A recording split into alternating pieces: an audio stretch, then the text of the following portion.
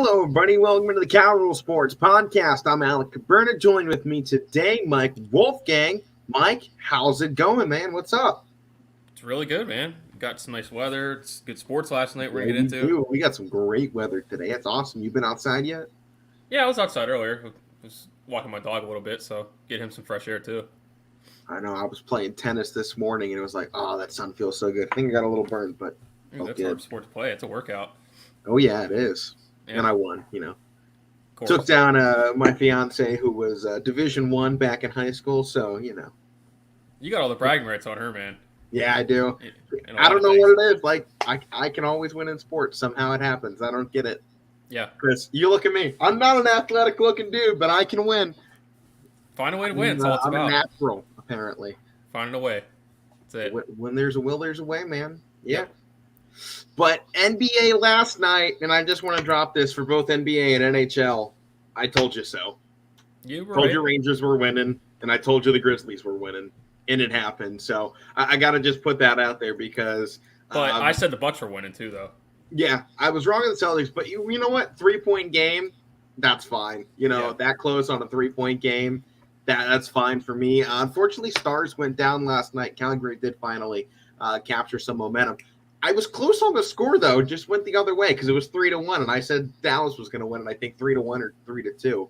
I think you said 3-2. That sounds familiar. I wasn't that far off on the score aspect of it. But we got a lot to go into, especially today, recapping those games from yesterday, because the Warriors got railed, man, and it wasn't even close. There was at one point going into the fourth quarter, a 55-point lead for the Memphis Grizzlies. Mike, why is this team so much better without Ja Morant? I have no idea. I don't have an answer. I don't either. I mean, you look at this team. They had three guys that scored 21 points. Tyus Jones, Desmond Bane, and Jaren Jackson Jr. I said Jaren Jackson was probably a guy to watch out for to go off again. And I think the one that surprised me the most was Tyus Jones because that guy has been colder than ice these last couple of years. He has never lived up to the hype that he was billed at coming in. And the fact that, he was one of the key players in this game, I think is transcendent because I don't think you'd ever imagine that. He's got his younger brother playing at Duke right now.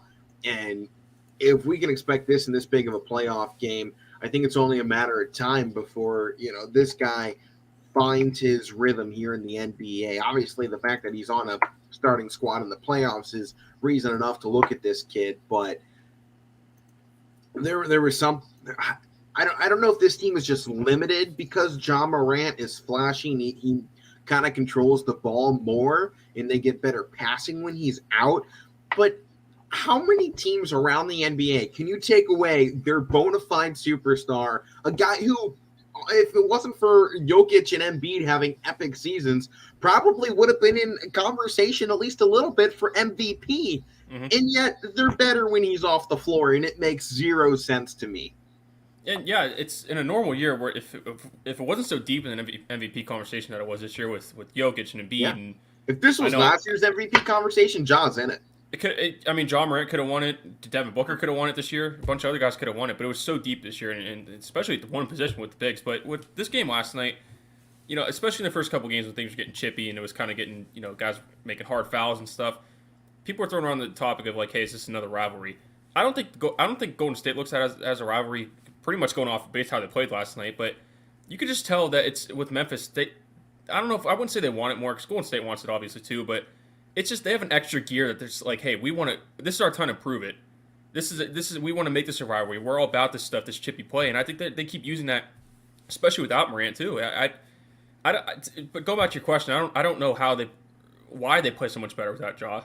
I mean, he is their guy, but like you said, it's probably that Tyus Jones, he's a guy that I talked about too. Like, he's a good backup, but when he's coming in and he's filling in for Ja, he turns into the gear too, and a bunch of these other guys do too. Yeah, and he already put up a double-double. I mean, 21 points and 9 rebounds in just 24 minutes. Where is that normally when Ja's off the floor? I mean, you see how many more guys played because Ja Morant wasn't there. I mean, they went so deep in their bench.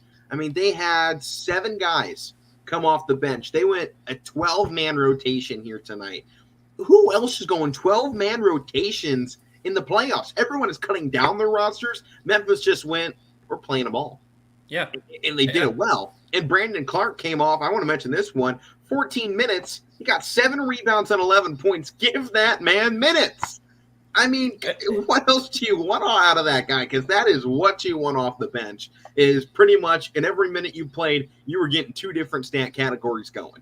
And I like what they're getting from their bigs. I mean, even going back to the game 4 before this one, games 4 and 5, Steven Adams and Brandon Clark, they play really good together. And I think Steven Adams brings that presence down low that they didn't have when he was out the first couple games. But yeah, they went really deep. I saw part of the game I watched. I mean, they threw John Conchar in there. You don't see him in there that much. He got 16 minutes in that game. Yeah, he had 9 points. 9 points. I mean, Kyle Anderson. I mean, I like the fact that Zaire Williams got double digits as well. I mean, he's a guy that I feel like has been needing to make that next step for a decent bit of time. I mean, this season at least, because he was 10th overall pick in the 2021 draft. So I mean, he's coming out of his rookie season. He's obviously on a great team to make some noise with, but I feel like with John Morant being the focal point, Jaren Jackson kind of having a big season for Memphis, and just really the total team looking overall, I think Zaire Williams kind of got pushed aside in our rookie race this year, and he's a guy that if he plays his cards right, he's going to be the guy for Memphis if he can do it right. I mean, he only averaged 8.1 points per game, but if you see this team in Memphis play better without Ja, who's to say they won't move on from Ja Morant and build with this team they have now? And when that happens, it opens the door for a rookie like Zaire Williams to kind of take over as the lead. Yeah, I mean that's possible. I mean, I wouldn't ever say move on from Ja Morant. He's too exciting. No. He puts butts in seats. And that's the biggest thing franchises wants. NBA playoffs is one thing. They want butts and seats in the regular season, and Ja Morant does that. Oh, yeah, and there's only a handful of guys in the league that are box office guys that you get guys to come pay their money for, and he's one of them. So, I get what you're saying, but I know you're not suggesting they trade him or anything, but it's just not even a little bit. But it's just like, and he is a face of he is I mean, you see him on the bench last night. He's injured. He's like he was up every second of the game, kind of like Colin Sexton was for the Cavs almost the whole year when he was out. So I mean, that's just he's still that team.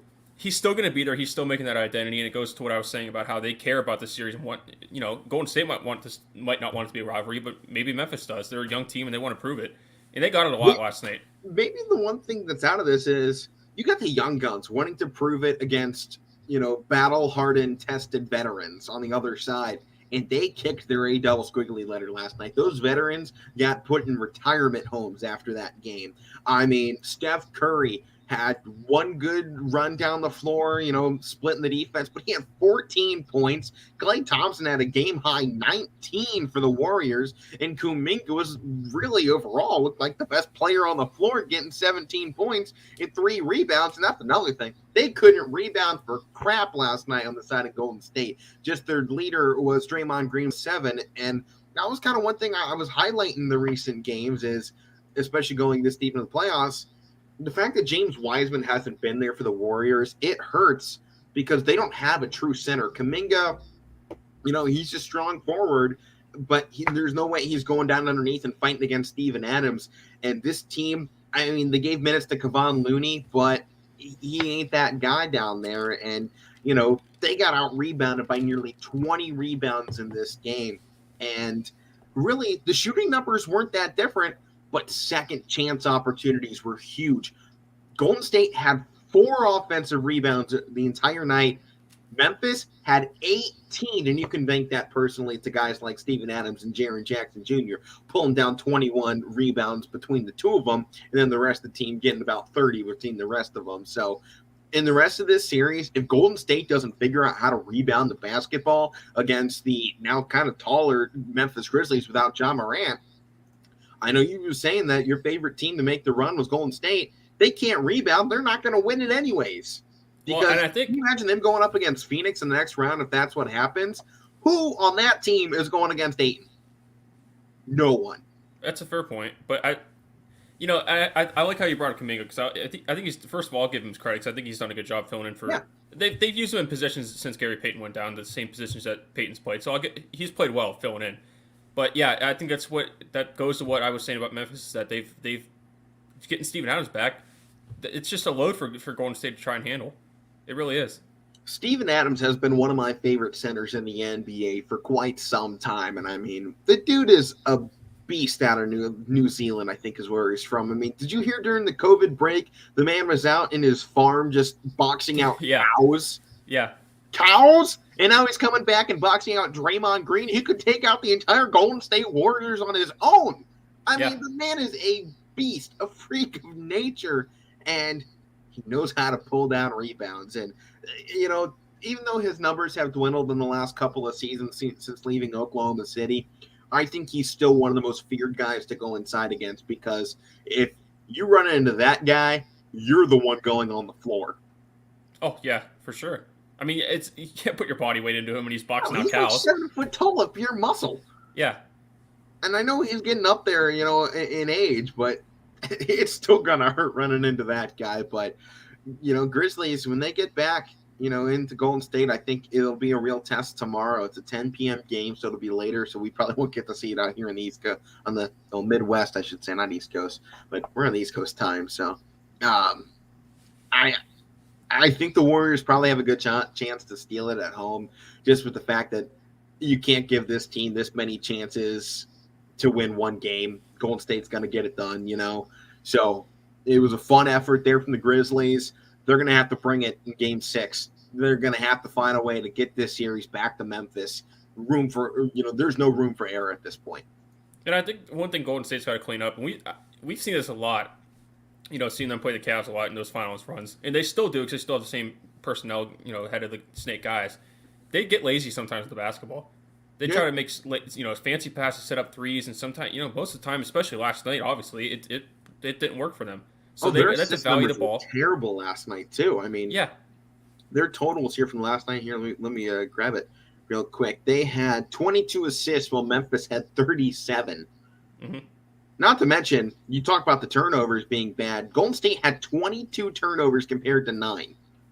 That right there, that makes up half the deficit they lost by. Yeah, and 23 personal fouls as well.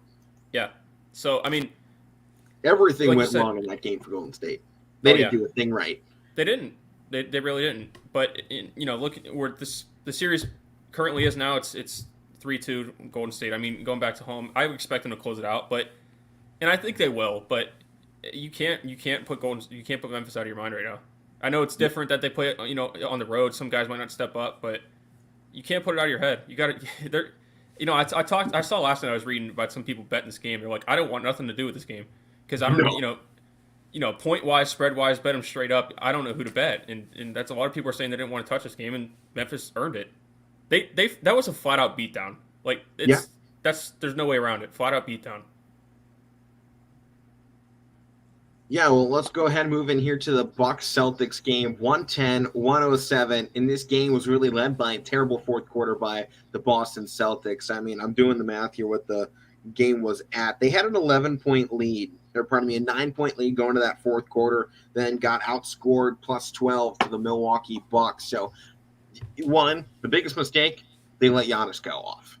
Giannis went off, and Pat Connaughton and Bobby Portis did their business, and Drew Holiday nearly dropped the triple-double. This was really the perfect storm, I think, for the Bucks. My biggest question, though, is if they can maintain that, because you're not going to get those points and those rebounds from guys like Connaughton and Bobby Portis every game. I think we've kind of seen that throughout this series, the up and downs of this. I mean, they're working with just an 8-man rotation, so clearly they're confident with what they got. And it's really more like a 7-man because George Hill only played 13 minutes in last night's game. So my only thing is, in this competitive of a series, I mean, you got a good chance that Milwaukee can probably close this at home in the next one. But if the Boston Celtics can force it again, as they're rolling with what's really been a 6-man lineup, do you think Boston's just finally getting tired because of how short of a lineup they're going with? Possibly, but they haven't played that many games out of all these teams that are left. No. Their first round series are so quick. I mean, yeah, using a shorter rotation, I could do it for you, but especially against such a physical. Both these teams are so physical, and they're going small. And also, I got to point this out there: Daniel Theis needs more minutes after last night's game. 11 points in 11 minutes. And hey, you know what? I'm a guy, too, that I'll admit it. When Robert Williams went down, I was like, you know, what are they going to find from the center position? I completely forgot about Daniel Theis. Yeah. And he comes in last night. I had him on. He hit at least 1 3 I saw, and he stretched the floor. Now he changed his game. He can hit some knock-shot shots from deep. And, So maybe the best thing about the centers last night between Al Horford and Daniel Tice, they limited Brook Lopez in 20 minutes to 2 points, 2 assists, and 3 rebounds. Now, they let Bobby Portis go off, and he goes in 14 points for 15 rebounds. But I think Brook Lopez has always been a big key to this Milwaukee offense. When you look at kind of where they've been the last few years, as much as you look at Giannis can only do what he does most of the times because he either has somebody to throw the ball out to, which he had Drew Holiday in this last game. Normally it's Chris Middleton, or there's been another big body down there taking tension away in Brook Lopez because you can't leave Lopez open. The dude, and just like Steven Adams is, 7 foot tall of pure muscle, and you can't, just leave him open down under. Even if he's not the quickest guy, if he gets his step in, he's going to the bucket, and you're not stopping him. Al Horford and Daniel Tice held their ground against him last night. Unfortunately, that opened the door for Giannis to go, and he had the perfect storm up. Drew Holiday was on from downtown, and Brook Lopez was at least distracting the other bigs enough to give Giannis the opportunity to drive. And I think that might be the other big thing here. We've seen Tatum do great things against Giannis so far in the series. This was the first time, though, Giannis looked like Giannis again. 3 points. Both of their defenses, though, were lackluster. I mean, Jason Tatum had 34, so they were having troubles guarding each other in this game. I don't know what the big turnaround needs to be going into the next game on the road for Milwaukee if Boston wants to win it. Because game plan they put in place last night was almost perfect. The only problem was guys other than Giannis were also hitting their shots, because you go into these big games, whether, LeBron or Michael or Kobe or Giannis or Kawhi, let them get theirs, stop everybody else. Yeah. That didn't work because they couldn't stop anybody else. So going into game 6 back in Milwaukee, it's going to be near impossible to kill that momentum down, especially after the fourth quarter comeback by Milwaukee in this game. But they're going to have to find a way to do it. Tatum needs to keep it up, and it's up to other guys. Really, Jason Tatum did his job. Jaylen Brown, perfect game from him. Daniel Tice, great. Everybody else needs to step up. Maybe not Al Horford, because he did his job just fine. But they need other guys to step up. Grant Williams played 31 minutes, 0 points, 1 assist, 2 rebounds. I put that on the coaching for not pulling him sooner. Yeah. And I know they're putting him in there for his defensive ability, but I'm sorry, in 30 minutes, you've got to give me something more than that. Not when I'm pulling Peyton Pritchard off the bench for 10 minutes and he's getting me 4 points, 2 rebounds, 1 assist. What if I give him that same time? So I multiply all that by 3. So he's giving me 12 points, 3 assists, and 6 rebounds if I give him that same time I gave to Grant Williams in that game. What I think with Pritchard you brought up too, and remember, those 12 points would give them the lead and they win. Oh, yeah. Just a couple more points. But I think with Pritchard, it's not like, I'm not saying he's playing terrible, but he's not, it seems like the last game or two, especially the spurts I watched last night, he wasn't feeling himself. But, and again, with Al Horford you brought up too, you got to keep in mind, in game 4 it was, he played 40 minutes. And that's a lot. That's I think it was career high for 41 again here. Yeah. So I mean, he's logging heavy minutes and he's doing his part for playing that long. So it's not like he needs to step up that much more. I think it's like the bigger names, like you said, need to step up. Yeah. And I think with Tatum, Brown, and Horford are all doing their jobs. It comes down to outside of your big men, who is stepping up for this team. We saw it last night. That's why the Bucks won. In a close game, you rely on others to win. Your guy is going to get theirs in a game like this, and it comes down to Drew Holiday. He got his. Pat Connaughton and Bobby Portis, they dominated their game, and that's what they needed to win. Wesley Matthews did enough on his end, probably, I think, hit 3 threes, pulled in 7 rebounds. Perfect. Everything about the Bucks game last night was perfect. And you know what? They were down, 11 points with like 8 or 9 minutes left or something like that. I could be off, but... And you just mentioned the guys that got them back in the game. Those are all their guys that they made their runs last year during the championship. They got all that experience and know what they're doing when they're down in those situations. It doesn't always work out. They don't always come back and win, but this case it did. And I think going into game 6, they have it at home. They have a great chance to close it out at home. But again, Boston plays well on the road too, just like Milwaukee does in Boston. So it's going to be, it could potentially go 7 games. It really could. I hope so. This is a great series right now, and I wish I've gotten to see more of it, but at this point, the one thing left, Boston needs to rebound. It's the biggest thing in the playoffs. rebounds, especially on the offensive board. They allowed 17 offensive rebounds to the Milwaukee Bucks last night. They pulled in just 5 of their own. If they pull in another 2 offensive rebounds, they win the game. Yeah. That's it. 2 rebounds and a putback, and they win the game. And they got out-rebounded by 13 in that game, and I give that credit to Bobby Portis for dominating the boards last night. Yeah, and he did, and he was a big part of why they got back in. He hit that shot that gave him the lead. So, I just want to give him credit too because Giannis misses that free throw, he jumps right in there and Smart and I think it was Smart and Jaylen Brown. They collide with each other. He steps right in there, gets a rebound. That's a play that's going to win you championships. That's what they got last year of guys like Bobby Portis, because he really made himself Bobby Portis last year during that run. We all knew him. We all knew who he was, but he's really made himself into something else. And he showed again last night. He was supposed to be this guy for Chicago when they drafted him, and it took him a while to get in there. Now they found him a system that works well. He's playing around other bigs. I mean, I don't think Bobby Portis was ever going to be the big for a team, but he can play your second fiddle at that spot, and he does it pretty well, and we saw that last night. Yeah, and he has ability to hit some jump shots when he's open and they need one. So, and again, I think you brought up the question with Boston that maybe they're tired of short rotation. Milwaukee only played 3 guys off the bench last night, so you could say the same thing about them.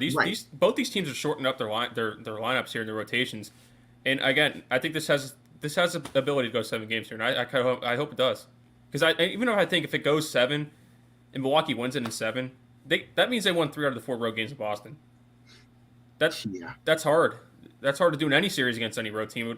Boston, you talked about yesterday, it gets pretty ruckus there. Yeah, so. Well, let's move out of games yesterday, go into games today, as we've already trimmed off 22 minutes on the show here. But 76ers and the Miami Heat, Game 6, win or go home now from win or go home for the 76ers. So they got to find a way to close it out here, and that's something they don't do too well. I was pulling up what they've done in the recent years here. Last 2 must-wins, they lost. They lost it last year in the conference semifinals to the Miami Hawks in Game 7.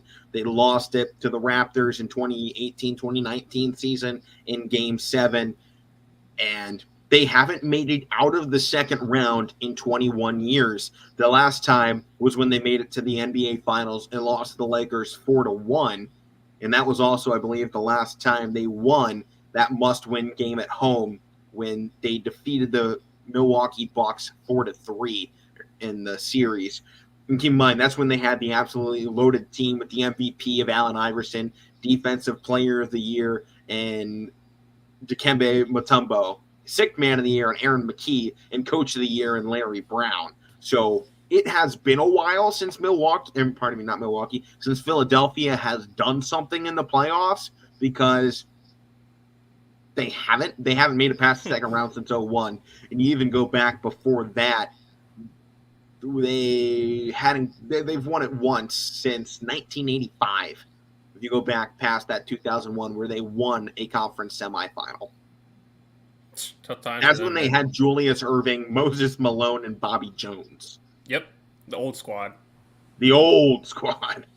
So coming in here tonight, the history books are screaming, take Miami. Take Miami. Are you buying into it, Mike? It seems to be they do something about every 20 years, so maybe this is the year. Well, these series are hard because it's game to game. I think they're going to play better at home. That was a disaster in Game 5. Let's just flat out say it, because they didn't come ready to play. Yeah, Giannis. Not Giannis. Why am I still thinking Milwaukee?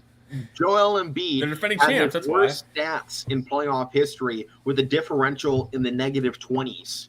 So that factor of him being, on the floor, it's gone. Him being back, it's gone unless he goes off again like he did in the 3 and 4.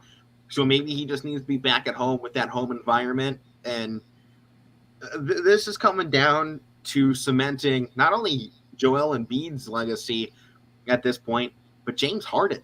Who is James Harden? Because in the playoffs, he's Mr. Invisible. He's the invisible man in the playoffs. James Harden might go down in NBA history alongside his teammate Russell Westbrook as the greatest regular season basketball players of all time, but they couldn't do a darn thing in the playoffs. Well, and I think with Philly, I expect Joel Embiid to come out tonight and set the tone. I expect that from him. You're playing at home. You didn't have a great performance in the last game. I expect it from him. But do you really expect it from James Harden? Yes. Because I expect it from him, but it never happens. No. Like you just said. And I think with Philly, I was listening and reading some ESPN guys talking about this, Game 5 and just the series as we have left. Philly had a guy with Jimmy Butler. People forget they had him, and they had a guy with had attitude. And if they didn't win, it upset him. He didn't sleep at night until they won.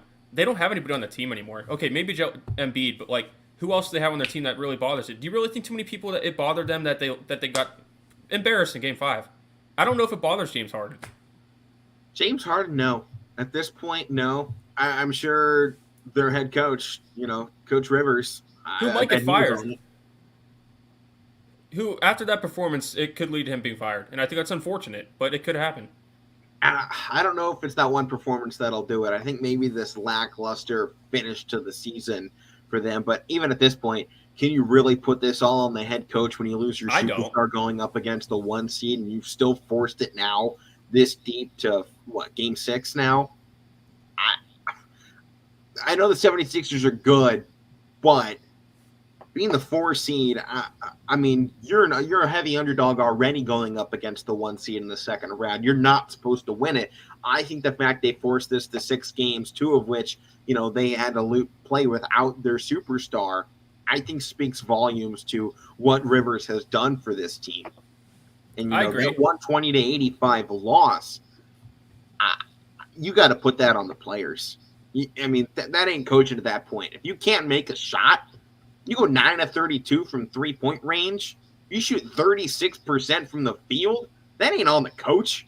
That is on the players for not doing what they get paid millions to do. Let's not forget, this is a $30 million man in James Harden putting up 14 points. $15 million man in Tyrese Maxey and Danny Green. Tobias Harris getting 20 mil. To put up 12 points in a playoff game, this is on the players. And I think that's the big reminder that needs to be put out to these guys. And I think that comes tonight. I think 76ers, they got to go away from running a 12-man lineup because you know what? It didn't work. They had nobody getting any momentum that last game. I know that's why they went so deep. They were trying to find somebody to go off. Tonight, tell 8 men, get ready. You're going the whole thing, and we're living and dying by what you do. Pressure's on. Go deliver, or we'll find somebody who will in the offseason. Yeah, I agree. And because James Harden's a free agent. Yeah. That's a whole other argument right there. And I don't think he's going to get re-signed. I'm not campaigning at all about Doc Rivers. I don't want anybody to get that wrong. I just, from what they're saying, first of all, when they made this trade to get James Harden, first, they wanted him the whole year until, Daryl Morey took over. He wanted him since he got there. And I think, Doc Rivers was hired there before Daryl Morey got there to be the GM. I don't really think that's the guy that they wanted, or he wanted to be the head coach. And now that this is all happening, with James Harden and stuff, I'm just saying it could lead to him being gone. I don't think it's right, but it could. I mean, we hear this all the time with coaches that it's unfair.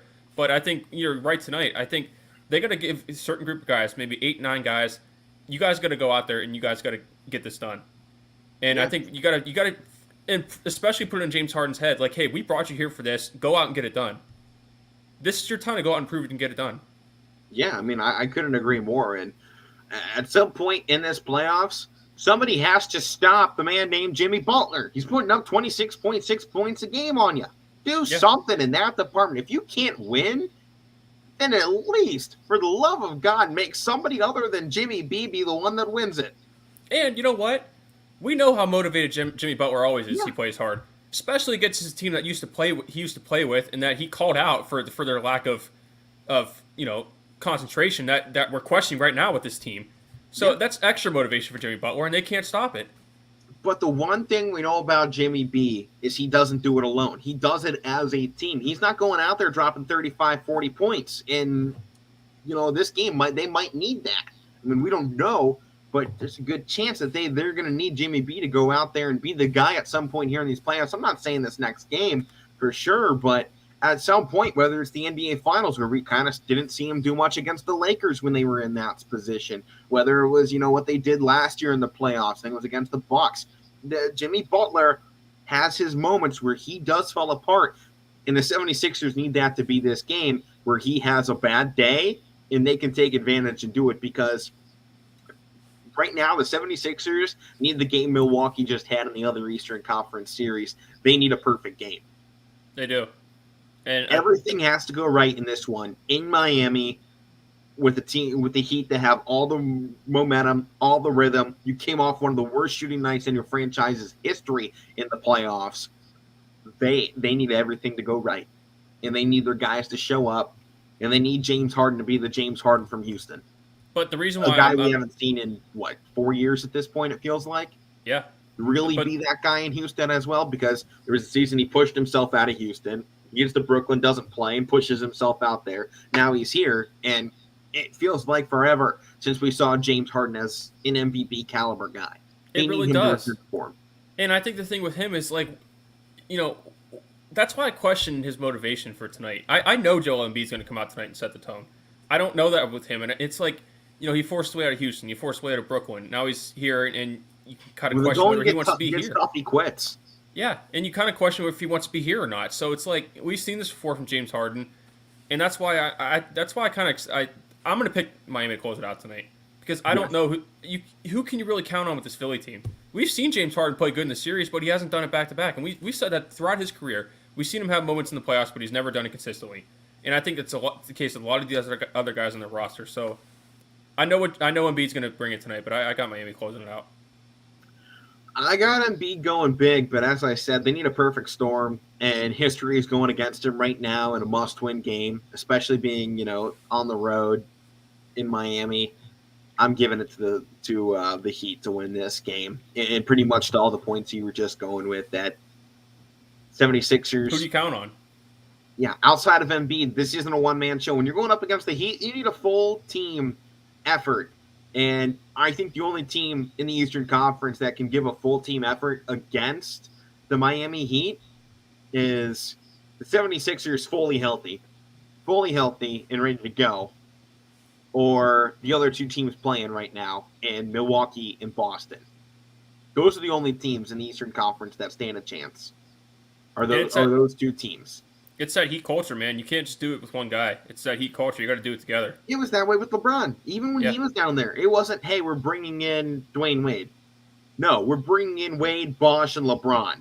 Yeah. And then, we're bringing in a bunch of others too, but you're only going to ever hear about. And you know what the thing is? I don't want to spend too much time on Miami, but you know what the thing is? They're led by Pat Riley. That's the big difference. He made this culture. I remember when LeBron and Bosh and Wade all teamed up down there, they kind of questioned with Eric Spoelstra, and he flat out said, no, this is our guy. This is who I'm keeping as a head coach. He holds these guys accountable. He doesn't let these guys run the team and you're either all in or all out. They get the players they want. They get that fit the system they want, and this is why they're in positions like this. And you know what? He's only 51 years old, too. They got this guy for a long more future if he keeps this up with them. My only thing is, how much longer do you let him go if he can't find a way to win a championship with these rosters they keep giving him? I mean, he obviously got some 10 years ago, but he got them back to the NBA Finals. They're looking good this year. They don't get there, though. How much longer does Pat Riley put up with Eric Spoelstra's lack of winning? Yeah, but I would probably argue that this new era with Jimmy Butler, I mean, I know they got to the finals, but that was like, nobody expected them to get there. I think it goes off of last year. I know they got swept last year, but I think it starts last year. They built it off last year. We've seen at least these last few years, Spoelstra and Riley, they've been drafting awesome guys. They do. Kendrick Nunn, Tyler Herro. And, Alec, that's in everything they do with their drafted free agency. They get guys that they want that fit their system. They drafted the guys that worked with Max Strus and Duncan Robinson. And they go out and sign free agents that fit their team, like Jay Tucker. Oladipo. Yeah. Yeah, and I mean, I think everyone has been questioning Bam Adebayo these last couple of years because he doesn't put up mega stats, but you see him perform when they need it, and he's a lockdown center. And I think with these two teams, that's a difference because I think you're the one that touched on it a few weeks ago with Philly. A couple years ago, they were all, the process. We got to build. We're going to get there. We're going to build. And then they changed philosophies and said, no, we're going forward right now. Miami never changes their philosophy. No. That's why they're way more consistent. They've gotten out of the second round a bunch of times. What even is the 76ers philosophy at this point? I couldn't tell you. No, I couldn't at all. And we know what we have in just about every other playoff team. I don't know who the 76ers are. I don't. That's why I'm not picking them to win tonight because I don't know who I'm going to get production from, and I don't know who they are. So Outside of Embiid, it's a one-man show. Guys like Tyrese Maxey and Matisse Thybulle, although didn't they trade Thybulle? I don't remember now. no, he's still there. Those guys like that they've drafted and brought in, they need to be guys that step up. If they want a chance to beat Miami, they need that to step up. Let's go ahead and talk about the other game. We spent quite some time on that one. Suns and Mavericks, Game 6 tonight in Dallas. What are you doing? Actually, Game 6 is That's tonight. Yeah, hold on. Wasn't Game 6 in Philadelphia, not Miami? Yeah, it's in Philly. Yeah. Okay. Did I say I Miami? think we were saying it backwards the whole time. Oh. But I'm still giving Miami the game on the road. Me too. But this game also in Dallas, Game 6, 9:30 tonight. Devin Booker, Luka Doncic again. These guys, it's the future of the shooting guard position is these two. Yep. And the future is now, it seems, because they have been dominating the league this last 2 years. And I mean, the games we've already seen out of Doncic here in the playoffs so far really solidifies that. But then again, the same thing that happened to Philly happened to Dallas in Game 5. They got destroyed. 30-point win for the Phoenix Suns. So for me, it keeps bringing the question, who else? Jalen Brunson did his. Doncic got his. Nobody else did anything. Mm-hmm. Nobody. I mean, I'm looking down the stat sheet, and I'm counting, four guys in this game that got 0 points. One of them played 35 minutes. 35 minutes and you can't score? Yeah. That's unacceptable. Why is he not taken off earlier is my question. I mean, nobody scored. Dinwiddie didn't. Middle Akina, he got 3 points. Dinwiddie got 2. Davis Bertans got 10. I would have given him more minutes in this game, frankly. Kaliba barely scored. Trey Burke, Marquise Chris didn't really do anything. Josh Green played basically zero meaningful minutes, did nothing. I mean, who else are they going to go to? They had 2 guys score meaningful points in this game. They scored 40. They scored over half the team's points. That's why they lost. Nobody else can score. They shot 25% from three-point range, 8 of 32. They shot 66% from the free throw line and 38% from the field. Got out-rebounded double digits. They had just 9 assists in the entire game, and they had 16 turnovers. And I think that's maybe another thing you can make an adjustment on. Give Davis Bertans more minutes. He's a shooter that he could, and a bunch of these guys, and I said this when I was talking about Game 5, is in Game 3 and 4 in Dallas, Phoenix was pretty much, I mean, they were guarding Luka like normally, but they were leaving other guys wide open like practice shots. And these guys weren't hitting him on the road. And that's why, with Phoenix, it's kind of similar with Miami. You know what you're going to get with Phoenix. They have guys that are going to perform well. Outside of Luka, it's hit or miss with these guys. They play good at home. They don't play good on the road. And I think that's the biggest problem with them. Yeah. And, Dallas has been a good team, but every year, same thing in the playoffs. It's just utter collapse from them. They don't have the right guys in that system. They don't have the right depth. What? They don't have the right depth, like roster depth. They don't have the right depth. They don't have any depth. Yeah. To speak of, I mean, this is a team in Dallas that got their guy almost too early in the rebuilding process. They got Luka, and now Luka is too good. They can't get any better draft picks. And, they got Jalen Brunson here, and you have 2 great guys. But how else are they going to find people to bring into Dallas? Because there's no way they can have a tanked season and ruin one of Luka Doncic's years, especially not when you drop in the numbers that he is.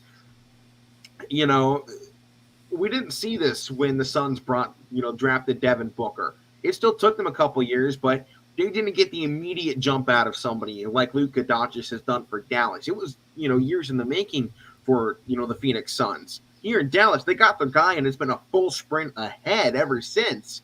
And now I think you're seeing the repercussions of that because they don't have anybody to kind of be his guy to go to. There's nobody else.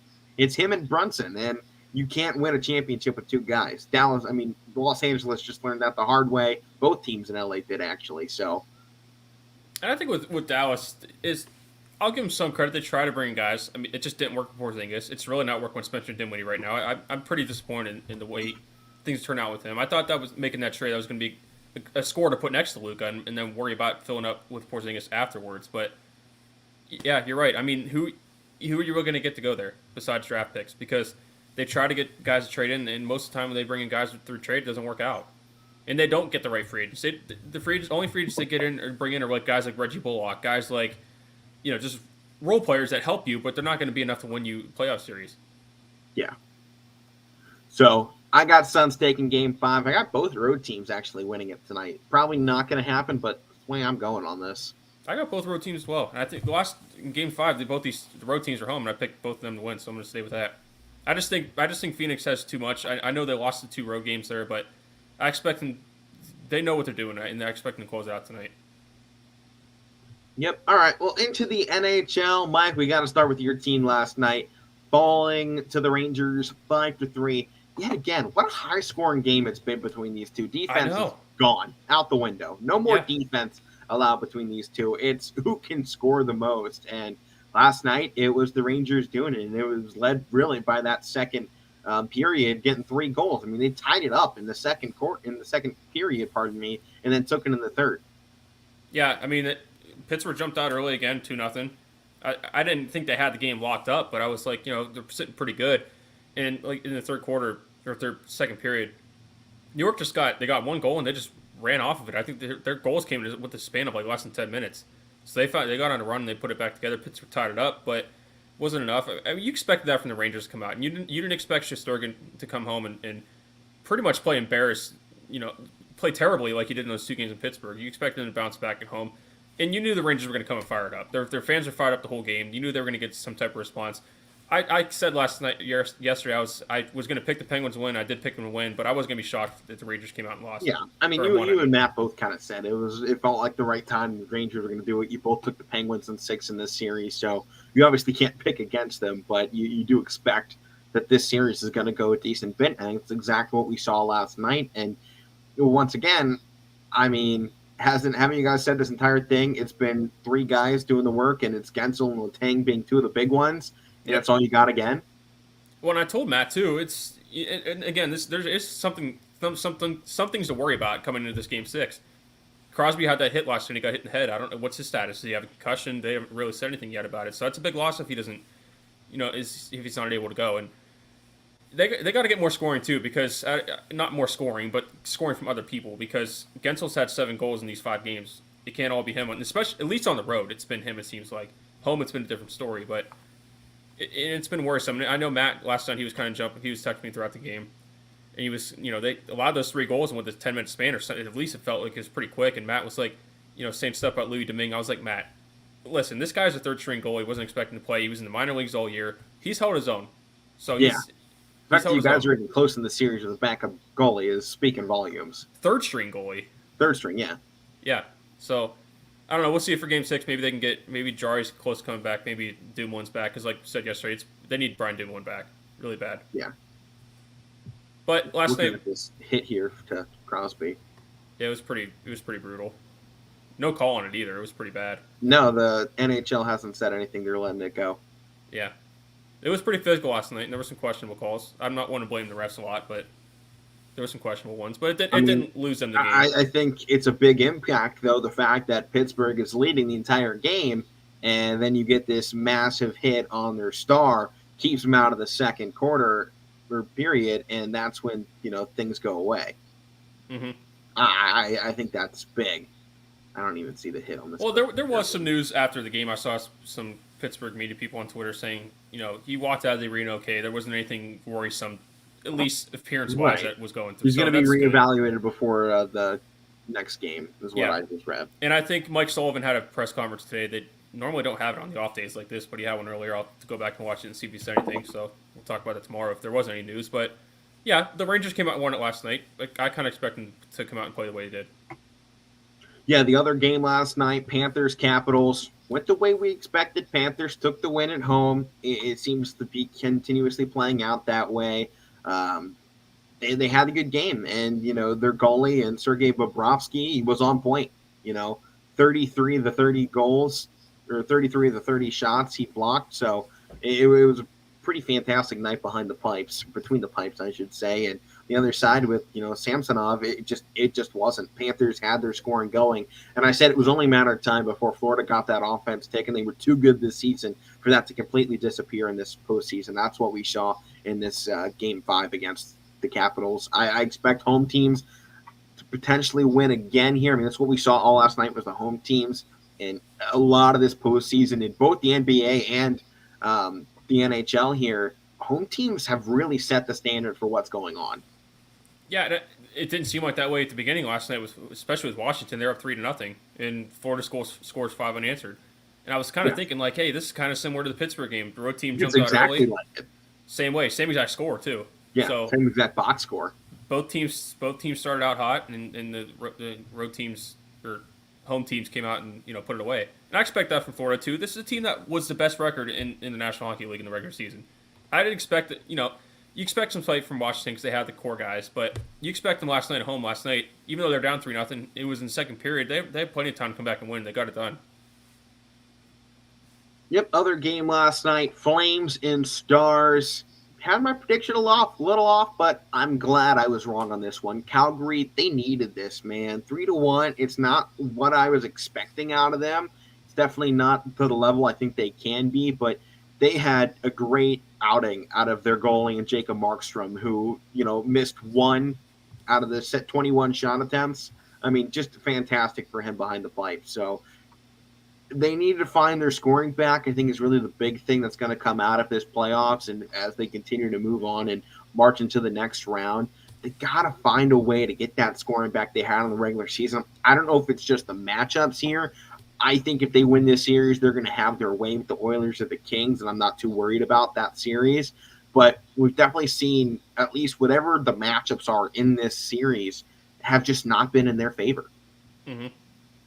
Dallas' defense, for some reason, has their number. Yeah, and they've only given up, Dallas' defense, 7 in the last 2 games. They've only given up 10 goals in the series. That's pretty good. Yeah, and 5 of them came last night.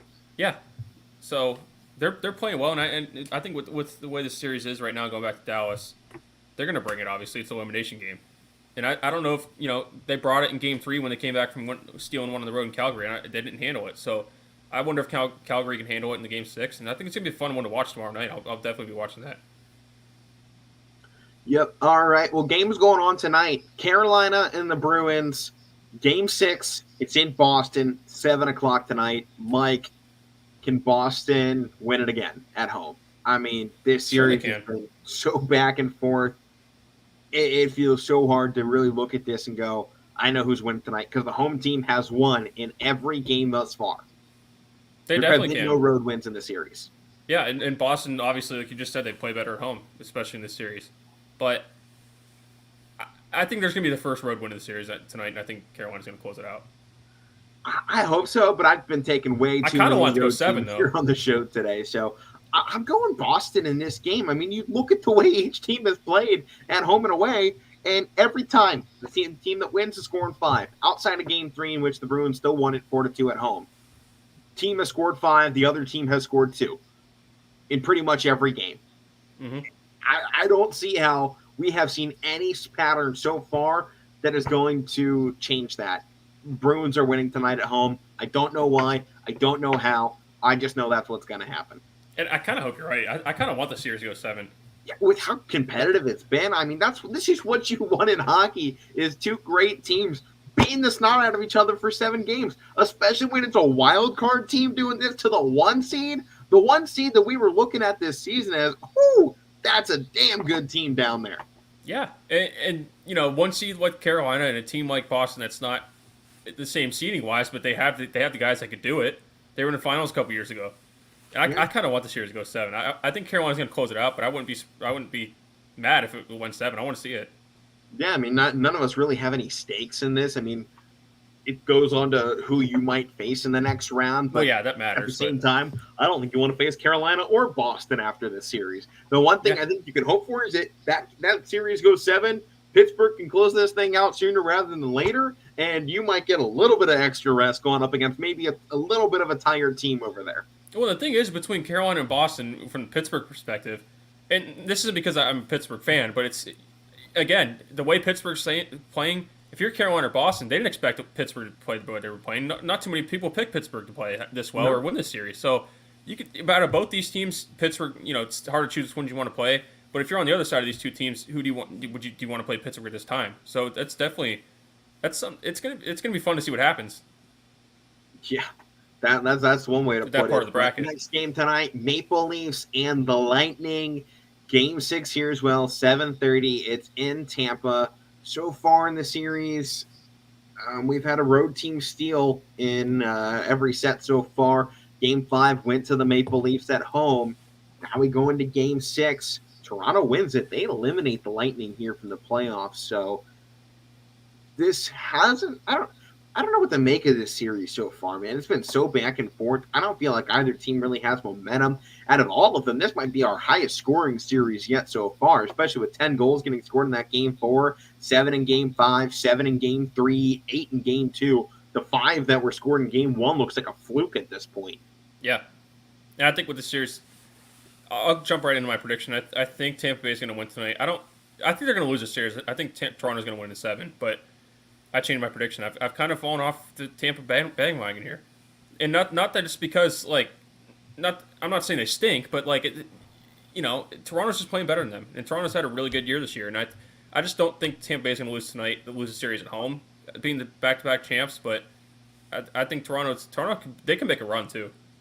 Yeah, they can, but I'm going to flip this on you. I'm going to take the Maple Leafs here, and I was high on the Lightning going to it. I was defending that back-to-back championships. As was I. This was the team that was favored to win it at the start of the season. They were still favored pretty much the whole way through, being like, hey, that team, they've been here before, and I was on it. I was right with all the rest of the media. We're like, it's Tampa Bay or bust this year because they're going for a three-peat. But three-peats in hockey are so rare. They're so hard to do. And they're going up against the team, and I'll say it's just better than them. The Maple Leafs have shown it. They are a better team this season. They scored more. They, had more wins. They had less overtime losses, less regular losses in the same amount of games. Toronto is just the better team, and I'm taking the road team. I'm taking Toronto tonight. Yeah, I think it was a bad matchup for Tampa Bay in the series. Yeah. They got set up. I think if Tampa was taking on just about anybody else, I think they could do it. But Toronto's got their number. Mm-hmm. And that's just been it.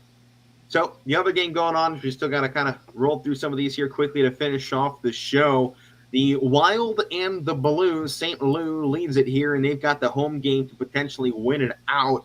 I think they do. When you walk into this situation and you got a chance to win it at home in Game 6, I think it just feeds the fire into what you've been talking about all season. We want to do this at home. They won the last 2 games here in the series, 4 and 5. I know it's hard to win 3 in a row, but at this point, if they're going to do it, it's going to be at home. I don't think they go back to Minnesota and win it on the road. I think you've got to take it here. This is the Blues' chance. If they want to win it, it's tonight. Personally, I'm kind of rooting for the Blues too because they're one of the few teams that I kind of not support, but I pull for. So, and I think this is another series too. If this won 7 games, if Minnesota finds a way to win tonight and go 7, this is another series just like the Boston one. I kind of want to go 7 because this has been a really good one too. But yeah, I agree with you. I think St. Louis has been playing the better hockey between these two teams so far in the series, and I think they're going to find a way to close it out tonight. All right, final game tonight, 10 p.m. Oilers, Kings. Kings are somehow leading the Oilers in this series. I don't think I would have predicted that at any point that the Kings were actually going to do something here. They just never were that team during the regular season that I was ever really impressed with over there in the Pacific Division. I mean, the differential is screaming at me, this team shouldn't be winning. Why are your numbers wrong? And I don't have an answer for it at this point, but they're doing something here, and the Oilers haven't been able to find momentum. And that's the biggest thing. When you come into the playoffs, you need momentum. You need to establish yourself. And the Kings stole Game 5 in overtime on the road. Right there, that's a momentum killer. If you can't win at home and overtime, what are you doing? And I think the other thing with the Kings have stolen multiple games at home already. 2 out of the 3 games played in Edmonton, Kings have won. And I think the thing with the Kings is like you were kind of talking about with your goal differential, it's kind of like why do they keep winning? Another reason why I ask myself why they keep winning, because the names are slipping my mind a little bit, but they made some trades, and even Matt was talking about them too. They made some trades at the deadline. It's kind of figuring like, hey, this team's not, they're kind of getting rid of some guys have had around a while, so they're finding ways to win, even though they got rid of some of the star players. So give them credit. I mean, flip it to the Edmonton side. Connor McDavid, I mean, maybe it's the offseason, they lose a series. They have had not any success since he's been there in the playoffs. And it's not really on him. Maybe they need to make some personnel changes, some guys around him, maybe get some other pieces around. But they got to make some changes too. And I'm going to go out of the 4 series tonight. I'm going to go 3 of them tonight. I'm going to pick the Kings to close it out. I'm going Kings as well, and this is one of the few times this season I've gone against my differential. But this series, I mean, maybe the one thing out of it is the Oilers, when they've won, they have put up goals galore. But if they can't score, the Kings pounce, and they get on it quickly. And that came to the forefront in that last game. Oilers had 1 goal going into the final period, and it was 3-1 the score.